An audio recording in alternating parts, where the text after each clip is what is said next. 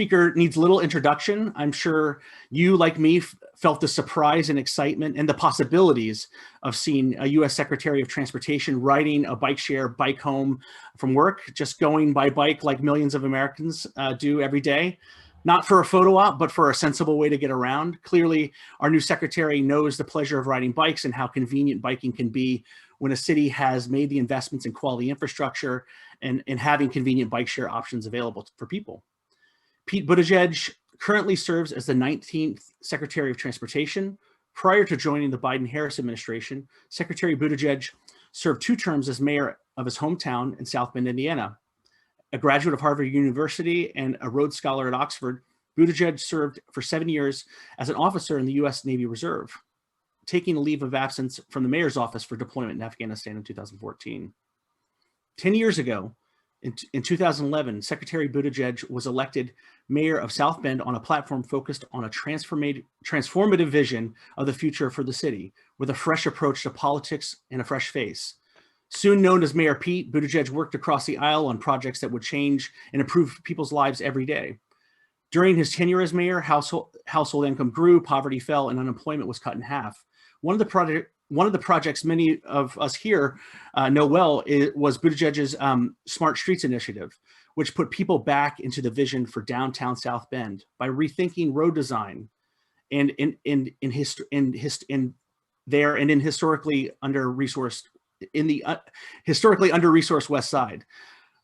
You won't be surprised to learn that this complete street strategy led to benefits that included small business growth, along with previously neglected corridors, and hundreds of millions of dollars in new private investment in the once emptying downtown. Plus, people walking, biking, pushing strollers, and using wheelchairs, reclaiming their rights to public space. And this also earned the city a silver level bicycle-friendly community designation. So much can be accomplished in 10 years with leadership that prioritizes people. We have leaders that have leaders that put people at the center of the work, we know that we can make progress towards realizing our vision of a nation where everyone enjoys the benefits and opportunities of bicycling. At the League of American Bicyclists, we're on a mission to build a bicycle-friendly America for everyone by working with individuals, communities, businesses, and our 1,200 state and local partner organizations to make bicycling safe, comfortable, and accessible for people of all ages and abilities. Today, we welcome the new leader of the U.S. Department of Transportation, a historic role. On February 2nd, 2021, Secretary Buttigieg became the first openly gay person confirmed to serve in a president's cabinet. Please join me in welcoming U.S. Secretary of Transportation, Pete Buttigieg. Thanks a lot, Bill, and thanks to the League of American Bicyclists for your work and for the chance to join you today. I know that you've already had a chance to engage with a lot of members of our team here at DOT, and I'm glad to hear you're engaging so much on the Hill as well. So I appreciate the chance to be able to virtually swing by. I really just want to thank you for everything that you do. You know, bikes have been one of those bright spots as we've been getting through this last year, I think, and a lot of us have been rediscovering how we get around to the extent that we still can. And, you know, during this very challenging time, we saw a lot of Americans returning to biking for the first time since childhood. Some were doing it to escape boredom, some to stay fit, some to have a physically safe and socially distanced way to engage with others or to get around or to get to work. For those who still needed to work in person. And all of that, I think, reflects a payoff of groundwork that you have been laying for many years, as you have stood for more bike lanes, protected bike lanes, bike parking, bike share, equity, all of the things that you work on. And so I want you to know that you have many partners and champions here in the department, and I'm one of them. I don't have to tell you that when streets are safer for cyclists and pedestrians, quality of life improves for everybody.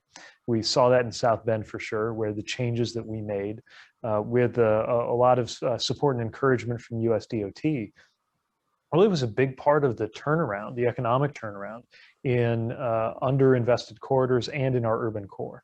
In 2014, we were part of Secretary Fox's Mayor's Challenge for Safer People, Safer Streets, and were recognized for the work that we did on Complete Streets. So that kind of moral authority, that kind of top cover went a long way as I was persuading some tough customers in my own community who have since, thankfully, often become converts once they see it and can't believe it was any other way.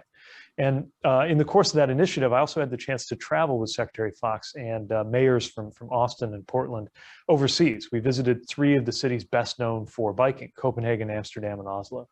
And came back from that really inspired by how great infrastructure and bike culture and conscious intentional choices in countries that used to be as car dependent as we are in many ways can keep people moving through winters that were at least as cold as what we had in South Bend. I learned a Danish saying, there's no such thing as bad weather, just bad clothing. And they would say that as they got on their bikes and pedaled off to the grocery store in a Nordic winter. So we knew that we could do more back at home. And we were very proud a couple of years later when the league named us as one of the most bike-friendly communities in our area in South Bend. So it's great to be partnering with you in a new way. You know, I'm part of this administration because I believe in the moment that we have a once-in-a-generation opportunity right now to build our entire infrastructure and economy back better than it was before. We've got this moment on our hands to modernize and revitalize our infrastructure, to lift up communities that have been left behind too often, to tackle the climate crisis, to deliver equity, and to support American small businesses and workers and families in a competing global economy. And I think that biking and walking play really important roles in that vision. We know that we've got to stay first and foremost focused on safety. We've got to make sure that it is safer for all Americans to travel, whether you're on foot or in a wheelchair, car, bus, certainly bike. And again, we've seen in this past year more and more Americans interested in riding a bike. So we got to make sure they now feel comfortable doing so on a regular basis, something that, if we get it right, is also part of our climate imperative. Now, honestly, the US has not always had the best track record when it comes to equitably distributing resources and transportation investments. In fact, there are a lot of examples where federal transportation policies made it worse, in reinforcing racial and economic inequality, dividing and isolating neighborhoods, putting people who walk or bike or take transit at peril, who are disproportionately people of color or lower income or essential workers. So we know that we have a lot to answer for and a lot of work to do, but we have a lot of promise here too. And I'm very committed to the Biden-Harris administration's priorities around equity in particular, particularly through Justice 40, which is named because it's an initiative to deliver 40% of the overall benefits of the investments we make to disadvantaged communities. And I'm very excited about the nerdier dimensions of this job as well. So I know a lot of folks here will understand what I'm saying and hopefully welcome the news when I share that we have extended the public comment period on the famous MUTCD, the Manual on Uniform Traffic Control Devices, which is such a powerful, if obscure, document. And it's due for the most comprehensive update in more than a decade.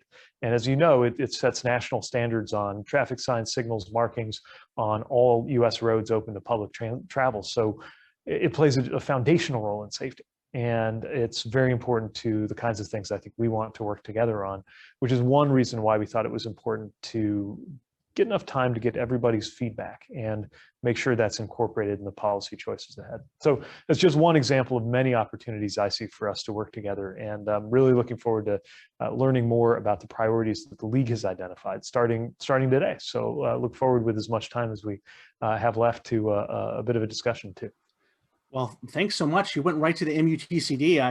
I really appreciate all your remarks. I think we'll start general first and really get to a little bit of what you mentioned at the beginning. I mean, your role as a mayor was huge, and the way that Secretary Fox's Mayor's Challenge helped move things along there. I think a lot of people when they think about cities and towns that are embracing biking, they might think about New York or DC or Austin or Portland. Probably don't think about South Bend, but you all oversaw some impressive changes that we got to see. We were really, really happy to see those things happen as they were going, and as you developed as a bicycle-friendly community. But now, obviously, better biking and walking is good politics for you as a mayor, because, like, look where you are now, right? So we know it's a good thing. What lessons can bike advocates learn from your experience on how to bring better biking to places that look more like South Bend than San Francisco, let's say? Yeah, I mean, part of what we set out to do is demonstrate that smaller communities, Midwestern communities, communities in more politically conservative areas had just as much to benefit from good bike policy as anywhere else. So we really presented complete streets the way we saw it, which was as a quality of life issue, that better access to biking and walking was fundamental to quality of life in South Bend. And as we pursued that, we knew there was a lot of convincing to do. But it was part of how we were opening up a process that everybody could participate in to create a city that brought everybody to the table and explain why it was good for residents, why it was good for businesses. We talked about the need to attract and retain younger residents who have an expectation of being able to get around without having to jump in a car and drag 2 tons of metal with them anytime they're going anywhere.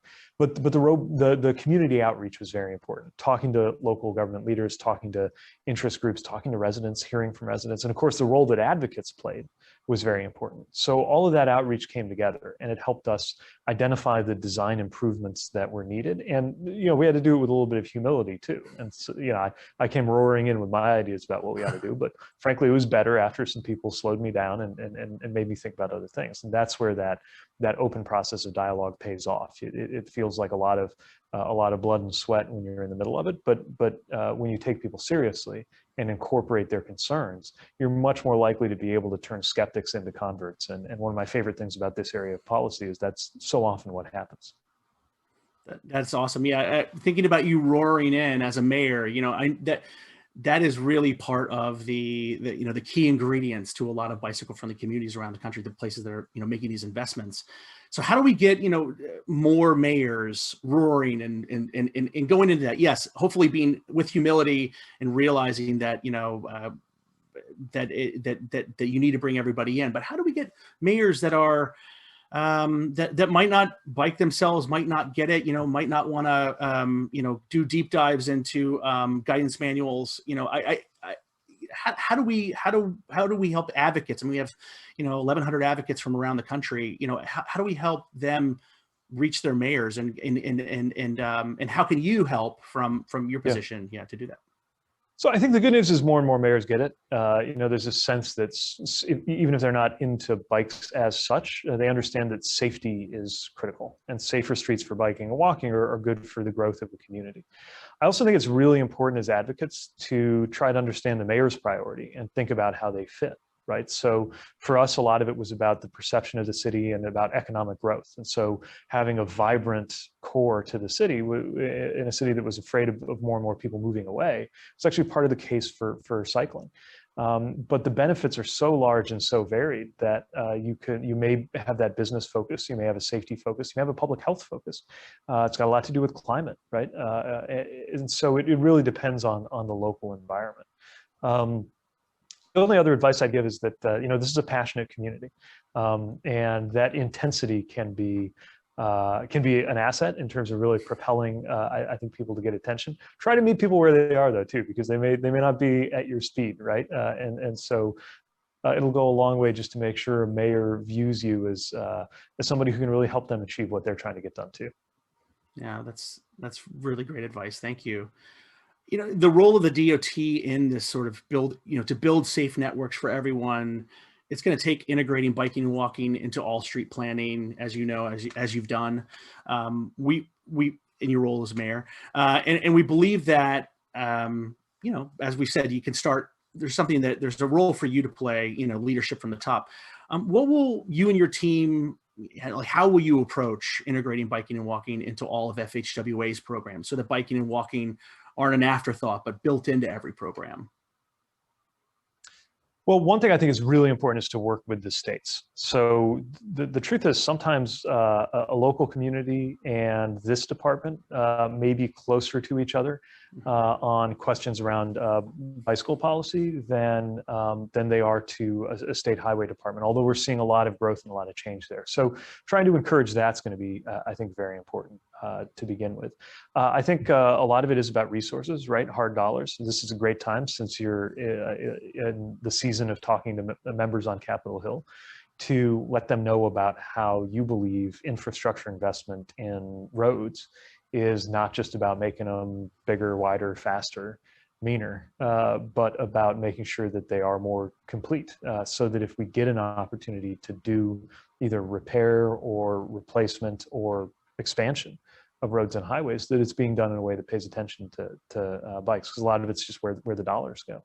Some of it's cultural. Right? We're a car country. That's okay. I come from an automaking part of the country, and we're proud of it. But we can definitely be more of a bicycling country. And one of the things we saw on that trip I took with Secretary Fox was that if you just hit a certain tipping point, and it's not much, it's about 2% in terms of the rate of people who commute to work by bike, you tend to see step changes in terms of the safety. Probably because motorists are more conscious and aware of people on bicycles as a matter of routine. So just building up that sense of a culture of cycling, I think, is something that's, I can help, but the more bottom up it is, the better. But what I can say is that whether it's hard resources or whether it's moral support, you're going to see a lot of energy coming from my office and my team to help move things along, because we're just going to be a better, safer, cleaner and greener country the more people have great, safe options to get around on two wheels. Yeah, that's great. That's great. You're absolutely right. I think mayors have led, and we know that helping bring high quality networks, projects first, but networks is a big part of making that mode shift and increasing people biking more possible. Over a decade, we've been told, for longer than that, but let's just say for a decade, by every transportation secretary, state DOTs, congressional leaders, that safety is the top priority. Yet over the same time, over the same decade, the number of people that have been killed while biking has increased by over 30%, and the number of people killed while walking has increased over 50%. And we know Black and brown people are overrepresented in those numbers. So knowing other countries have reduced fatalities, you've seen some of that, what they've done. What needs to change in the US to actually make the progress to reducing fatalities and injuries for our most vulnerable road users? Like, what are the priorities? Yeah, it's really distressing to see backsliding on this, especially because other countries and cities are showing that it can be done. I think Oslo actually got to 0 at one point with more than 500,000 people. So we know that it can be done, and like everything else, from passenger rail to electrification, I don't see why America should be anywhere but the best in this area. What's it going to take?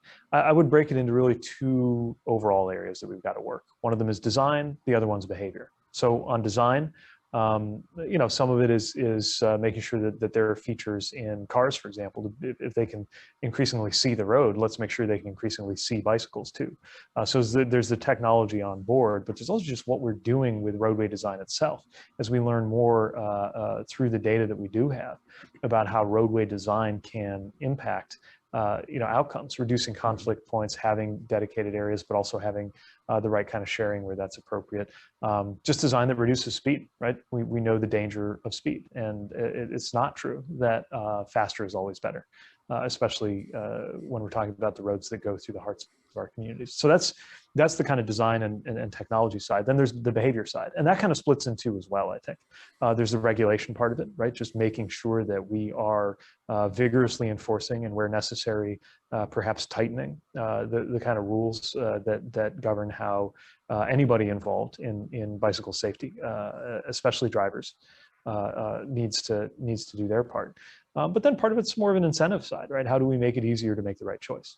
And I think we can do a lot there too, whether it's messaging, just information, or whether it's that more kind of cultural work that I've been talking about. All of those things have to happen together. And obviously that includes policy, but it's not limited to policy. And that's part of where your work comes in, not just in terms of persuading policymakers to do good things, but in terms of making sure that broader message gets out into the community.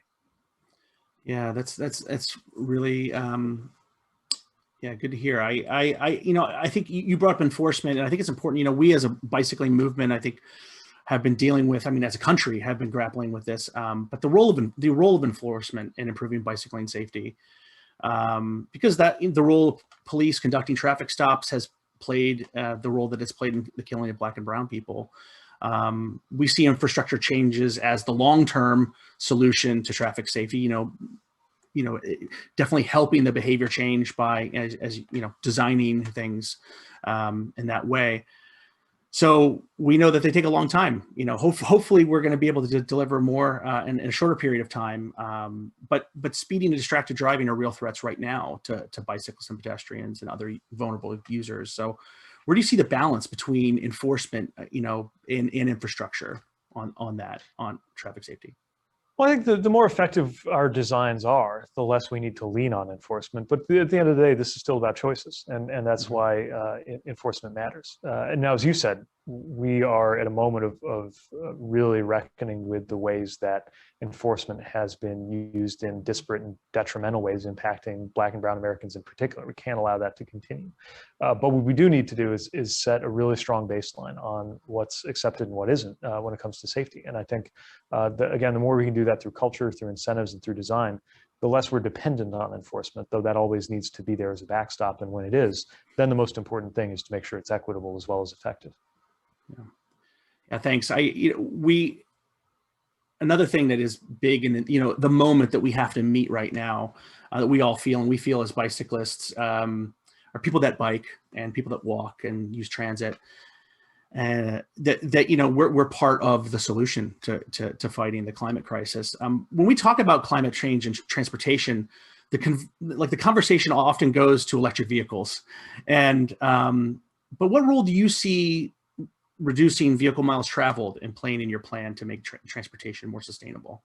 Yeah, look, I love electric vehicles. I think it's incredibly exciting. We're working on getting more charging stations out there and making sure that the standards around safety and efficiency are lined up. But it's not enough to make the vehicle more climate friendly. We also need to have alternatives to using a vehicle. And that's what biking, walking, and transit amounts to. One thing I'm particularly concerned about looking past the horizon for electric vehicle adoption is the more you have automated vehicles that you don't have to bother to drive, it takes away one more barrier to being in a vehicle and could actually lead to more cars on the road. So we're in a bit of a race to make sure there are more multimodal options that are not just environmentally beneficial, but just make sense in terms of the way communities are laid out. Knowing that there are very powerful negative correlations between the number of vehicle miles traveled in a given area and even something like life expectancy. And so there is virtue in itself to getting people out of vehicles, even as the vehicles themselves are becoming more efficient and less emitting. Yeah, well, we've heard a lot about electric vehicles and from the new administration, and totally get it. Your remarks 100%. I think this audience is hopeful for that meaning electric bikes too, as well. So we see so much potential in replacing car trips with bike trips, because electric cars still have an impact on the environment and road safety. How do you see electric bikes fitting into your vision of future transportation? I know we're at time, so I'll let you finish. Yeah. Yeah, I think, and again, the first time I ever was on an electric bike was actually in the company of Secretary Fox, who was all over these developments, and it seemed pretty newfangled to me. It's incredibly exciting, especially to the extent that it opens up range for commuting. I think it just adds one more reason to consider a bike commute. The other side of the coin, of course, is safety. And so both in terms of the bikes that are on the road and the knowledge of those riding them and anybody else sharing the road with them, we got to make sure that this is safe. But I think we can. And as we do, I think there's a lot to be gained. Well, we thank you so much for taking this much time with us today, and for your leadership. We look forward to working with you. Can we go on a bike ride sometime? I promise we don't have to talk about seat height at all. Yeah, but we'd love to ride with you, and we love to help you be more effective in this job. Thanks so much. Thanks. I'd look forward to that. And in the meantime, thanks again for all your work, and thanks for having me over today. Our pleasure. All right. So